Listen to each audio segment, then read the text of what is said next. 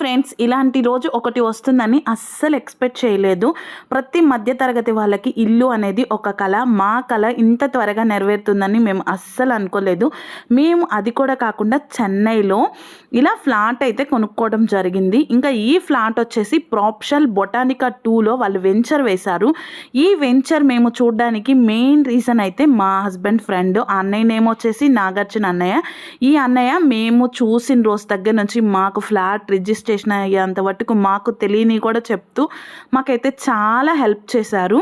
ఇంకా మేము ఇక్కడ లీగల్గా ప్రొసీజ్ అవ్వడానికి కూడా ఈ డాక్యుమెంటేషన్స్ ఇవన్నీ ఇవ్వడానికి కూడా ఈ వెంచర్కి సంబంధించిన ఆవిడే లాస్య అనే ఆవిడ అసలు డాక్యుమెంట్స్ ప్రతి దాంతో సహా ఇచ్చింది. దానివల్ల మేము లాయర్తో చూయించుకొని డాక్యుమెంట్స్ అన్నీ కరెక్ట్గా ఉన్నాయి అని చెప్పేసి ఈ వెంచర్లో ఈ ఫ్లాట్ కొనుక్కోవడం జరిగింది.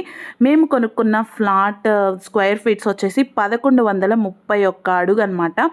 ఇంక ఇక్కడ డెప్త్ వచ్చేసరికి మనకి 45, విత్ వచ్చేసరికి 25. ఇక్కడ పేపర్లో మెన్షన్ చేసిన విధంగా ఉందో లేదో అని అక్కడ ఉండే వాళ్ళే కొలవడం అయితే జరుగుతుంది. మనకి కట్టిన పారి గోడతో కూడా కలిపేసేసి ల్యాండ్ అయితే కరెక్ట్గానే ఉంది మెన్షన్ చేసిన విధంగానే. అసలు మేము ఫస్ట్ అయితే ఇలా నార్త్ ఫేస్ కొనుక్కుందామని అస్సలకి లేదు. మా వారికి ఈస్ట్ ఫేసింగ్ అంటే చాలా ఇష్టము. కానీ ఈ వెంచర్లో ఈస్ట్ ఫేసింగ్లో ఉన్నవే చాలా తక్కువ, అన్నీ అమ్ముడుపోయినాయి అని చెప్పారు. ఇంకా ఒక్కటి మాత్రమే ఉంటే అందుట్లో చూస్తే అదైతే కరెంట్ మెయిన్ లైన్ ఉంటుంది కదా, దాంట్లోకి కొంచెం దగ్గరగా ఉండింది. అందువల్ల అది కొనుక్కోవడం కరెక్ట్ కాదు అని చెప్పేసి ఇలా నార్త్ ఫేస్లో కొనుక్కోవడం అయితే జరిగింది.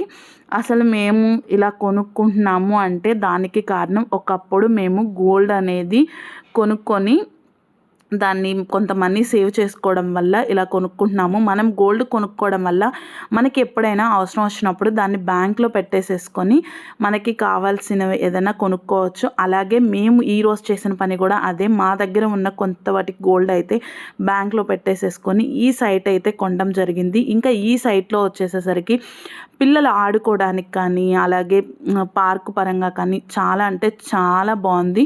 ఇంకా చుట్టుపక్కల చూసుకుంటే ఇల్లులు కూడా ఆల్రెడీ కట్టడం అయితే స్టార్ట్ చేశారు. మేమైతే ఇప్పట్లో ఇల్లు అనేది కట్టలేము, ఎందుకంటే మేము తీసుకున్న లోన్స్ ఆ గోల్డ్ అనేది తెచ్చుకోవాలి కాబట్టి ఇప్పట్లో ఇల్లు కట్టే ఆలోచన లేదు. ఒక 5 years తర్వాత కట్టుకుంటాము.